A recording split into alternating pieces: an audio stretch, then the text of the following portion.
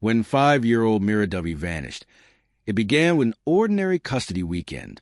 Her father, Evan, picked her up from Mrs. Linton's kindergarten, drove into the Pisgah foothills, and crashed. He was pulled from the wreck hours later, dazed, bruised, claiming amnesia. Mira was gone. A year later, her mother, Claire Dovey, stood in the bedroom of their nearly sold Asheville home. Bleach lingered in the air, sharp enough to sting. The realtor's voice floated up from below, cheerful and wrong. Claire had come only to collect the last box, but the silence pressed against her like a hand. Something pink caught her eye in the closet, one small shoelace protruding from a hairline crack between the boards. It didn't belong. Claire crouched, tugged gently, and felt resistance. The lace was trapped. She pried along the seam with a screwdriver from the toolbox by the door. The plank lifted with a soft crack and a gust of stale air. Beneath it, wrapped in a layer of gray dust, was Myra's backpack, black canvas with faded hearts. Claire froze.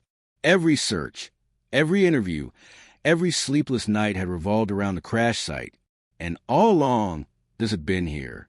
Her hands shook as she unzipped it.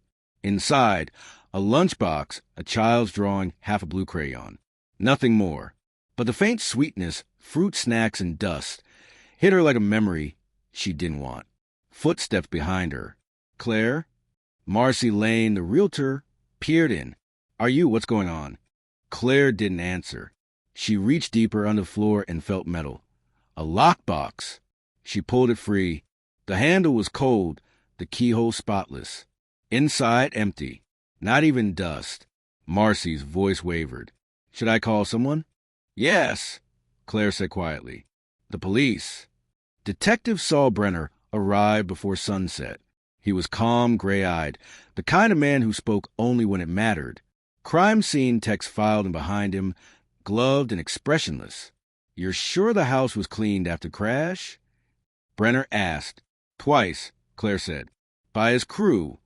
His... Evans. That hung between them like static. The detective knelt beside the open cavity, studying the wood. No signs of water damage, he said. No animal entry. Someone placed this deliberately. He motioned for photos. The camera flash turned the small space blinding white. Brenner stood, rubbing his jaw. We'll process the bag and box. You should leave this scene secured. Claire folded her arms. Evans said he forgot everything after the accident. Brenner's eyes narrowed. Convenient kind of forgetting. By nightfall, the house was sealed with yellow tape. Reporters hadn't yet learned what was found, but they would. Claire waited in her car, the backpack beside her on the passenger seat. The child's drawing, a crooked butterfly, stared up through the clear evidence sleeve. She drove to Summit Haven Care, where Evan had spent the past year in supervised recovery. The nurse at the desk smiled too brightly. He's awake, she said. Evan sat by the window, thinner now, beard patchy, hands folded tight. He looked up and tried to smile. Claire, he murmured, voice hoarse. I didn't expect. She set the evidence pouch on his lap. They found her backpack, under our floor. His face blanched. That's impossible.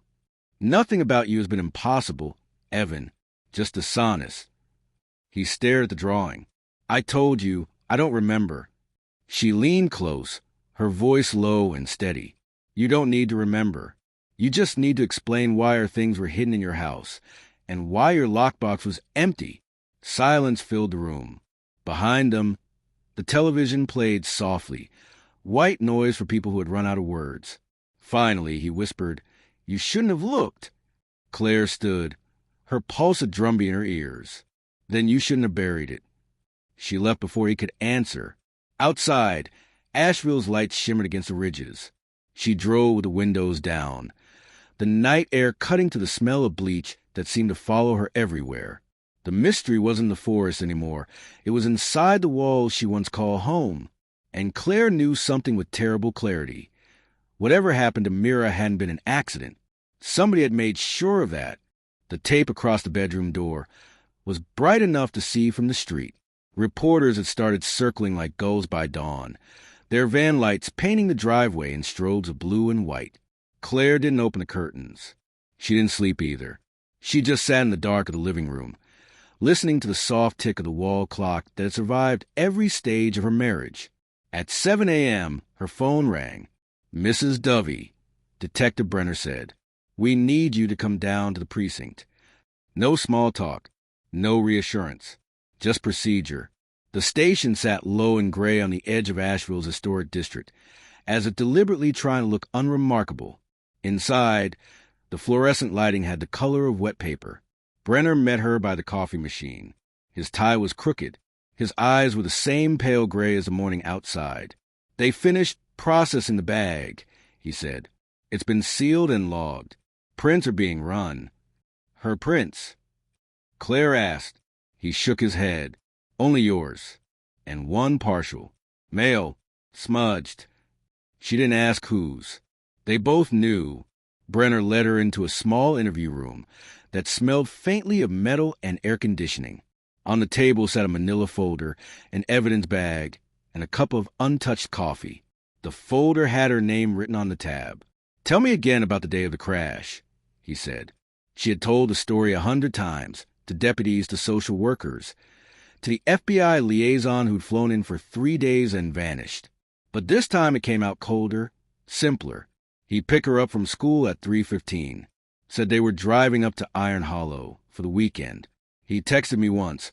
"Made it halfway." That was the last thing I ever got from him. "And the crash?" "Off the Ridge Road near Pisgah." He hit the guardrail. No sign of braking. Brenner watched her, and no sign of her. None. He opened the folder, sliding a photo across the table.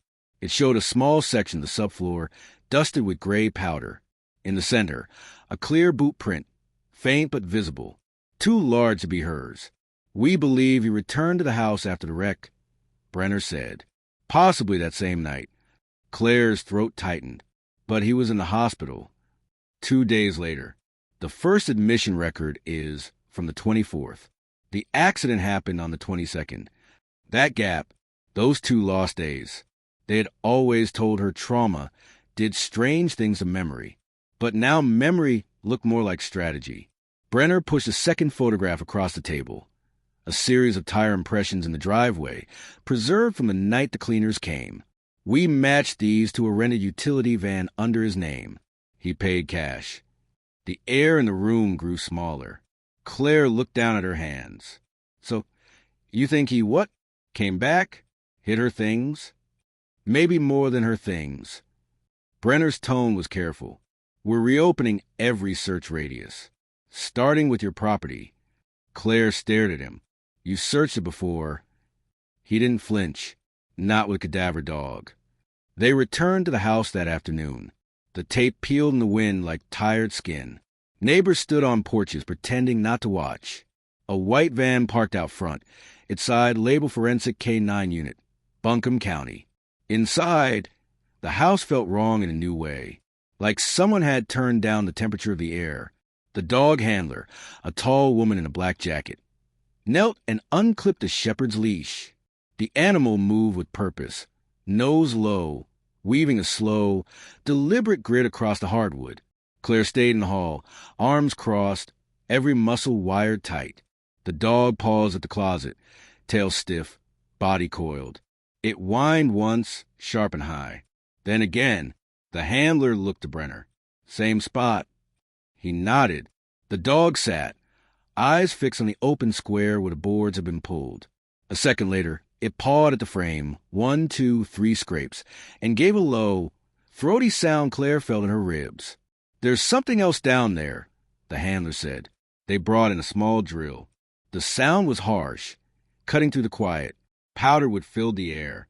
When the bit broke through, a stronger smell rose up, not bleach this time.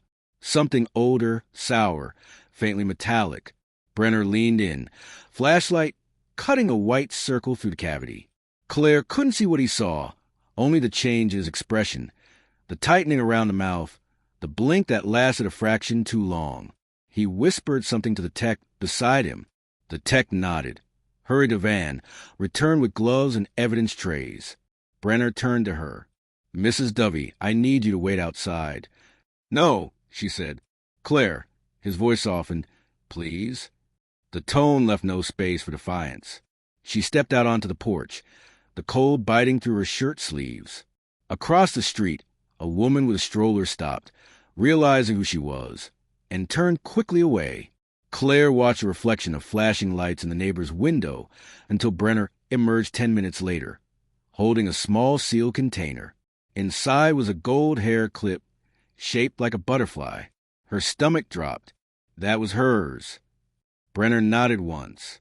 It was under the insulation. Look's place. Then He didn't let her finish. We don't jump ahead. But this wasn't an accident site. Someone wanted this hidden. Claire's voice came out brittle. He left it there to make me find it. Brenner didn't answer. His silence said enough. By nightfall, the property was crawling with law enforcement. Search grids extended into the backyard, shovels marking the soft earth behind the fence. Claire watched from the porch as the sun dropped behind the hills, painting the sky with bruised orange. When the first forensic light flicked on, Brenner joined her again. We'll dig through the night, he said. If there's anything else, we'll find it. Claire stared past him, into the shadows pooling between the trees. He's watching, she murmured. From where? Doesn't matter. He's always watching. Brenner followed her gaze but said nothing. Somewhere down the block, a camera shutter clicked. The wind picked up, carrying the faint smell of soil and rain. The house behind her creaked as if shifting in its foundation, a sound like a long exhale. For the first time, Claire wondered if Holmes could remember what people wanted to forget. When Brenner's radio crackled to life, both of them turned toward the backyard. A deputy's voice came through, strained and low. Detective, you need to see this. Brenner moved fast. Claire followed, ignoring his outstretched hand. In the beam of a flashlight, something glinted at the edge of a shallow trench. A piece of metal, rusted, bent, unmistakable. A child's bracelet, its nameplate engraved in tiny letters, Mira. The sound that left Claire wasn't a scream or a sob. It was a hollow, broken exhale. Brenner whispered into his radio for the coroner's unit, his voice steady even as his eyes darkened. We're dealing with a staged scene, he said quietly. Somebody's been here more than once. He looked at Claire, but she wasn't crying. She was staring at the tree line beyond the yard, dark, still, endless, like she could feel him out there. Because if Evan had buried these reminders, he hadn't done it to hide her. He'd done it to make sure Claire would never stop digging. And now, she finally understood, the floor hadn't been the only thing hiding secrets. The entire house had been built to keep them.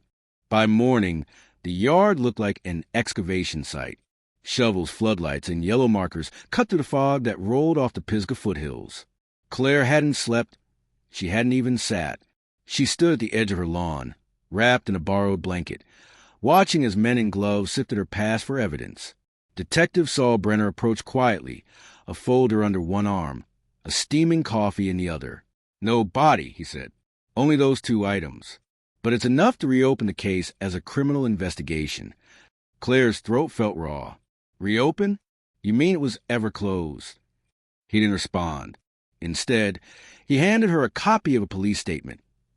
Evan Dovey's original crash report, the one filed a year ago.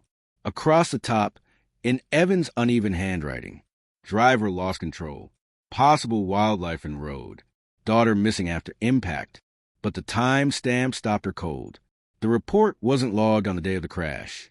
It was filed 2 days later. The same gap Brenner had mentioned, the same window of time unaccounted for. Where was he? Claire asked. Brenner's tone was careful. We traced a purchase under his name from that period. Gasoline, Iron Hollow. 30 minutes from the crash site. Who would he go to? Brenner hesitated. His brother. Claire blinked. Jonas? He hasn't spoken to him in years. Exactly. He handed her a photograph, grainy, pulled from a surveillance feed at a rural gas station. 2 men, one unmistakably Evan. The other, a tall figure with a hood up, his profile half turned toward the pump light. Brenner tapped the image. Jonas Hale. Lives off the grid, North Ridge of Pisgah. Last recorded contact was that same week. Claire studied the photo. Jonas's outline was blurred, but something about his posture, a wary lean, a kind of stillness, sent a chill through her. You think he helped? I think he knows more than he's saying, Brenner said. And I think he won't talk to us. But he might talk to you. The road into Iron Hollow wound like a scar through the forest. No cell signal, no houses for miles, just a steady groan of tires against gravel. Claire gripped the wheel tighter with every turn. The forest pressed closer, branches knitting overhead until daylight thinned into something almost metallic. By the time she saw the cabin, her hands were slick with sweat. The structure was small, dark with swallowed by moss and shadow. Smoke curled weakly from the chimney. She killed the engine. The silence that followed was heavy, complete. A door creaked open. Jonas Hale stepped out. He was taller than she remembered from photographs, broad-shouldered, face weathered and half-bearded. His eyes had the same sharp gray as his brother's, but his carried something else too, suspicion. "You're Claire," he said flatly. "You shouldn't have come here. I need to talk about Evan." His expression didn't change. "He's alive, isn't he? That's more than some deserve." "He took my daughter," she said quietly. Jonas's eyes flicked toward the woods, then back. "You think I don't know that?" He turned and walked inside without waiting. The door remained open, a reluctant invitation. Claire followed. The cabin smelled like pine sap and old smoke. Maps covered the walls, paper yellowed and curling at the edges. In the center of the room sat a single table, covered in gear, compass, hunting knife, an old radio still hissing faintly. Jonas leaned against the table. "He came here the night of the crash." Claire's pulse jumped. "What did he say?" "He said he'd done something stupid. Needed a place to lie low. I asked where Mira was. He said she was safe. That's all. Then he left before morning." "Safe where?" He looked up sharply. "You think he told me that?" She took a step closer. "You helped him." Jonas's jaw tightened. "No. I watched him drive away with blood on his sleeve, and a look I've seen before. Men who do something they can't undo. They look lighter after, almost relieved." He picked up a cigarette from the table, lit it with a match, and stared through the smoke. "He told me not to come looking. So I didn't." Claire's voice broke through the silence. "You should have." Jonas met her eyes. "And if I had, what would you have found then, Claire?"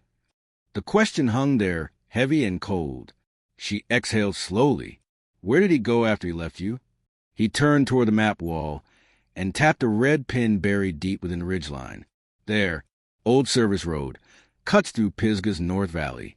Used to be a ranger cabin before the flood. Abandoned now." He asked for directions. Claire stared at the pin. The valley, the same area the original search teams had never reached, cut off by mudslides that year. Brenner's voice echoed in her memory. "We'll start again. From your property outward." Evan hadn't hidden her far. He'd hidden her close enough to watch the search. By dusk, Claire was back on the main road, her tires spitting gravel. Brenner's SUV appeared in her rear-view mirror. He'd followed. Of course he had. At the next pull-off, he flashed his lights once. Claire stopped. He stepped out, jacket collar turned up against the cold. "What did he tell you?" Jonas said Evan went north, to the ranger cabin. Brenner's expression darkened. "That area is restricted, unstable terrain. But if there's even a chance." "There is," she cut in. "He went there after the crash. That's where it ends." Brenner nodded once, the decision made. "We move before dawn. You stay out of it." But as he turned back to his vehicle, Claire knew she wouldn't. She'd spent a year being told to wait, to hope, to let others search. This time, she wouldn't wait for permission. That night, the forest hummed with the sound of rain on leaves. Claire sat in her car outside the ranger gate, engine off, flashlight dimmed. The map Jonas had given her lay across her lap. One red pin burned into her mind. When she finally stepped out, the woods swallowed her whole. Her shoes sank into wet earth. Her breath clouded in the cold. Branches whispered overhead like voices. Somewhere ahead, in the black hollow of the valley, a faint light flickered, steady, rhythmic, almost human. It wasn't lightning. It wasn't the ranger's cabin lantern. It was a flashlight, moving. Claire froze, heart hammering. And then, through the trees, she saw him, Evan Dovey, standing in the rain, looking straight at her. The beam of the flashlight cut across the trees, catching raindrops like shards of glass. For one suspended moment, neither of them moved. Claire could see his face, thinner, older, but unmistakable. Evan Dovey, the man who had sworn he didn't remember a thing. The man who'd hidden their daughter's backpack under their own floor. He lowered the light slowly, shielding his eyes. Claire, his voice was almost calm, as if she'd stepped into a conversation he'd been rehearsing. You shouldn't be here. Neither should you, she said. He glanced toward the darkness behind him, the path sloping down into the valley. You need to leave. Please. Claire took a step forward. Where's Mira? He hesitated. Rain gathered on his lashes. You don't want to see what's down there. Her pulse thudded. Then show me. The trail twisted downward, slick with mud. Evan moved ahead of her, flashlight trembling. Claire followed close, her own beam sweeping across skeletal trees and the slick glint of moss rock. After 10 minutes, a structure emerged, an old ranger's cabin slouched against the hillside, its roof sagging, windows black. The air smelled of damp wood and rot. Evan stopped at the porch. This is where it ended, he murmured. Claire tightened her grip on the light. Ended? He turned. You think I wanted any of this? What did you do, Evan? His voice cracked. I didn't kill her. Then tell me where she is. For a long time, all she heard was rain on the roof. Then he reached into his jacket pocket and pulled out a small silver key, rusted, bent. He held it out between 2 fingers. In there, he said. The door resisted, swollen by years of moisture. When it finally gave, the hinges screamed. The smell hit her first. Mildew, dust, the faint metallic tang of old blood. She stepped inside. The cabin's interior was small. 1 cot, 1 table, 1 lantern on its side. The floorboards creaked under her boots. On the table lay a stack of waterlogged notebooks, a broken phone, and a child's hairbrush with pink bristles. Claire's breath caught. You kept her things. Evan's voice came from behind her. She was alive when I left. I swear to you. She spun on him. Then where is she? He didn't answer. Instead, he walked to the far corner, crouched, and brushed away a layer of dust. A trapdoor. Claire's chest tightened. Evan fumbled with the key, the metal scraping in the lock. When the hatch lifted, a wave of cold air rose from below. A flashlight beam revealed narrow stairs descending into a root cellar carved from stone. Claire felt every instinct scream don't, but she descended anyway. The cellar was small, walls dripping, the floor slick with mud. On one wall hung a row of children's drawings pinned by rusted nails, suns, trees, crooked stick figures. Myra's handwriting scrawled beneath one, Mommy and me. Her knees went weak. She drew those, Evan whispered, when we stayed here. Claire turned on him. You stayed here? You said you crashed. I did crash. I just didn't go to the hospital right away. His eyes were hollow, voice fraying at the edges. I panicked. She was crying, bleeding from her head. I thought if I got help, they'd take her. You'd take her. So I brought her here. Claire felt the world tilt. She was hurt and you hid her? I tried to fix it, he said, desperate. I went for medicine, food, something. When I came back, she was gone. Just gone. Gone where? He shook his head violently. I searched for days. The rain came. The mudslide started. I thought she drowned. I didn't. His voice broke. I didn't mean for any of it. Claire's flashlight flicked over the corner of the cellar. Something glinted there, metal half buried in dirt.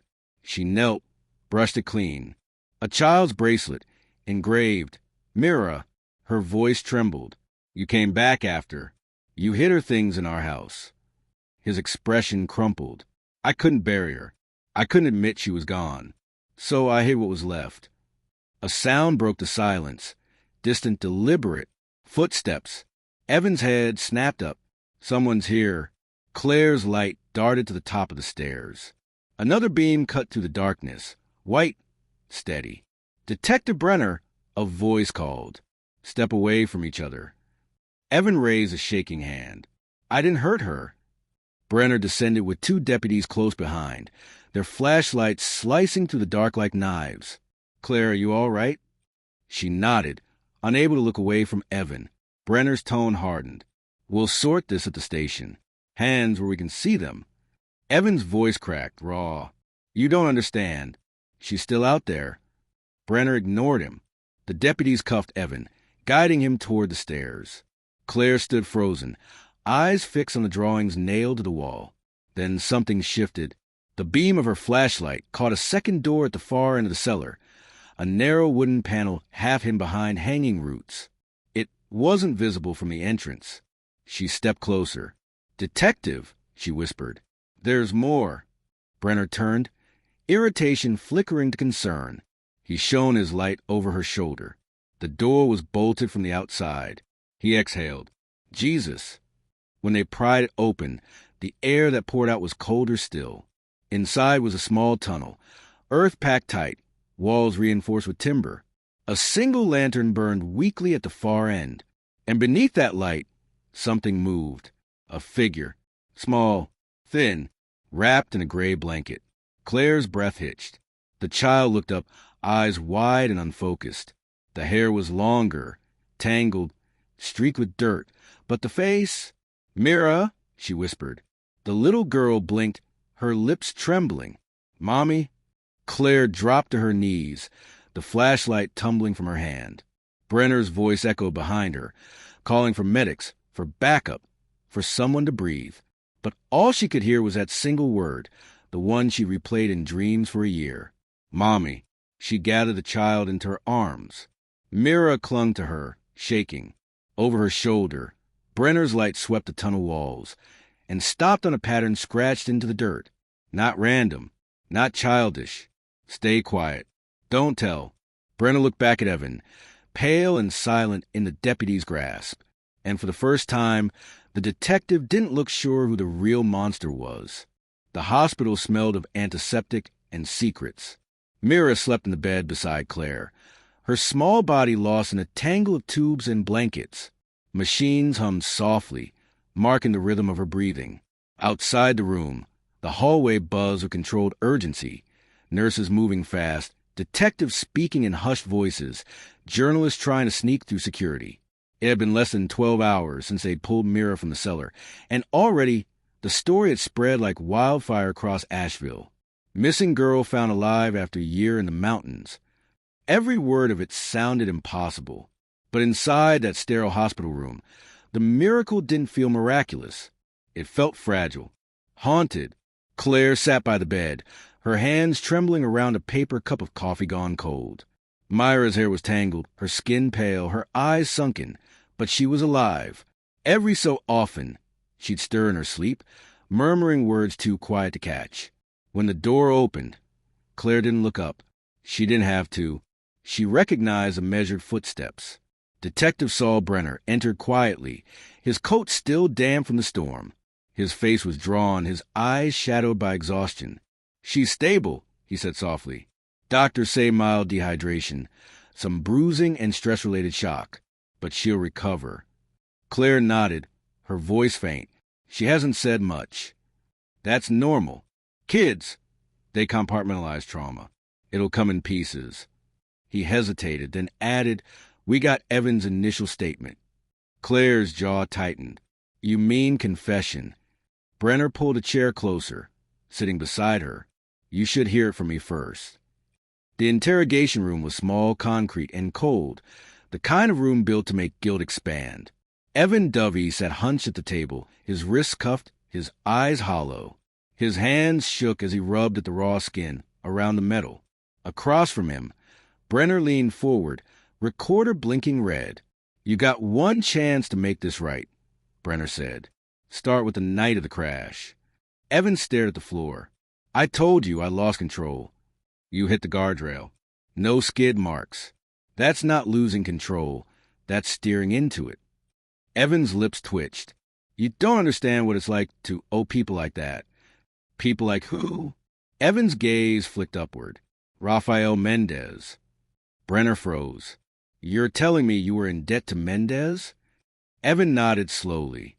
A lot of debt. 6 figures. He doesn't send reminders, he sends people. He exhaled, a sound more like a shudder. They threatened me, said they'd take Mira if I didn't pay. I didn't have the money, so I did the only thing I could. You ran, Brenner said. I hid her. Where? In the cabin. With Jonas. Brenner's pen stopped. Jonas Hale, your brother? Evan nodded. He owed me a favor. He always hated the world enough to disappear. I told him Claire was unstable, that the courts were taking Mira from me. He believed it. He always did. So you staged the crash, Brenner said slowly, piecing it together. You made it look like she was gone. Evan's voice trembled. If Mendez thought she was dead, they'd stop looking for her. I didn't know she'd vanished for real. I thought Jonas would keep her safe for a few weeks. And then, Evan's silence was the longest pause in the room. When I came back to get her, he said finally, Jonas was gone. The cabin was empty. I thought he'd run. I thought she was dead. Brenner shut the recorder off. The official story ended there. But later, in the hallway outside the interrogation room, he told Claire the rest. He's not lying about Mendez, Brenner said. We've been tracking that ring for years. Illegal gambling, offshore laundering, quiet violence. Evan's name shows up in their ledgers. Small at first, then huge. Claire's voice was thin. So this was all to protect her? To protect himself, Brenner corrected. He owed money. He used her as leverage. Her stomach twisted, and Jonas believed him. Jonas has a record of survivalist paranoia, Brenner said. He thought he was saving Mira from an unfit mother. That's why he locked her away. Why he kept her hidden. Claire's voice dropped to a whisper. She was alone down there. Not always, Brenner said. Jonas visited, brought food, drew with her. But when the FBI search expanded, he panicked. He stopped coming. She's been surviving on rainwater and what was left in the cellar. Claire pressed her palms to her face. My God! Myra's drawings, Brenner continued, weren't just scribbles. The doctors found something. Patterns. She kept drawing the same thing over and over. A red circle surrounded by black lines. Claire looked up. What does that mean? Brenner exhaled. We think she saw Mendez's men in the woods. Later that night, after the detectives left and the hospital quieted, Claire stood by the window. Asheville lay silent beneath the rain, its lights shimmering like distant stars. Mira stirred. Mommy? Claire rushed to her side. I'm here, baby. Myra's voice was a whisper, hoarse and broken. I was good, like he said. I stayed quiet. Claire felt the words like ice water. Who said that, sweetheart? Myra's eyes fluttered open, wide, glassy, haunted. The man with the red tattoo. Claire froze. Tattoo. Mira nodded weakly, tracing a shape in the air with her finger. A circle. He told Uncle Jonas he'd come back. He said Daddy owed him. Her breathing slowed. Sleep took her again. Claire sat motionless, her mind racing. There had been a red symbol spray-painted on the back wall of the ranger's cabin. She'd thought it was vandalism. Now she wasn't so sure. She rose quietly, stepping into the hallway where Brenner stood with 2 officers. You said Mendez, she murmured. His people, are they still around here? Brenner's jaw tensed. Why? Because I think one of them found Jonas first. He frowned. Jonas is in custody. She shook her head slowly. Then who drew that mark in the cabin? For a long moment, no one spoke. Then Brenner turned to his sergeant. Double the security. No one gets near that room without my clearance. But as they hurried down the hall, Claire looked back at her sleeping daughter. And for the first time since finding her, she felt it, a new kind of fear. Because if Rafael Mendez had sent someone to find Mira once, he'd do it again. And this time, he'd know she was alive. The storm broke just before midnight. Rain lashed the hospital windows, streaking the glass with trembling rivers of light. Somewhere down the corridor, A nurse's monitor beeped and fell silent. Claire hadn't moved from her chair beside Myra's bed. Every sound made her flinch. It wasn't maternal paranoia anymore. It was instinct, the kind that warned you when danger was no longer theoretical, when it was on its way back. Detective Brenner had promised around-the-clock protection. 2 deputies outside the room, a third posted by the elevators. But even through the thick hospital walls, Claire felt the same crawling sense of exposure she'd known that night in the forest. She brushed a strand of hair from Myra's face. "You're safe now," she whispered, but the words felt like a lie. The lights flickered.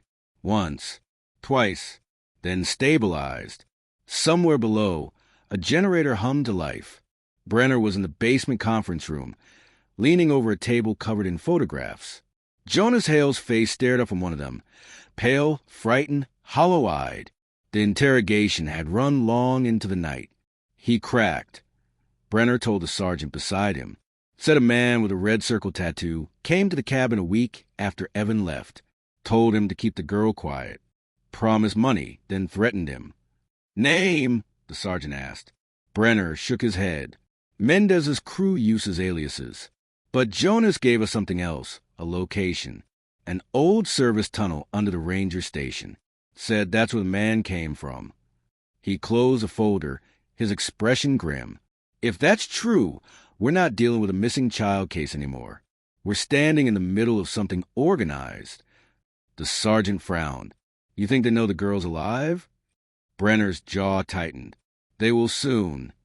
At 12:37 a.m., the hospital fire alarm tripped. A single high-pitched wail echoed to the corridors, followed by confusion. Doctors shouting, patients stirred awake, flashing red lights bleeding down the walls. Claire bolted upright. The deputies at the door barked into their radios. "What's happening?" she asked. "Probably a short in the basement generator." One said, "Stay here, ma'am." He opened the door to check the hallway, and didn't come back. The second deputy drew his weapon, stepping forward. "Stay behind me." But before he reached the doorway, the lights died completely. The only glow came from the monitors by Myra's bed, pale blue and pulsing like veins in the dark. Then footsteps, slow, purposeful. Claire grabbed Mira, pulling her close. "It's okay, sweetheart," she whispered, voice shaking. "Just keep your eyes closed." A figure appeared in the doorway, tall, broad-shouldered, dressed in hospital scrubs that didn't belong. The flashlight in his hand cut through the dark, blinding. On his wrist, the beam caught something red, a circle tattooed into the skin. "Where's the girl?" he asked. The deputy fired once. The shot cracked through the hallway, echoing like thunder. The man staggered but didn't fall. He slammed into the deputy, the gun skidding across the floor. Claire grabbed the nearest object, the metal forestand, and swung. The impact cracked against bone. The intruder reeled, blood flashing under the emergency lights.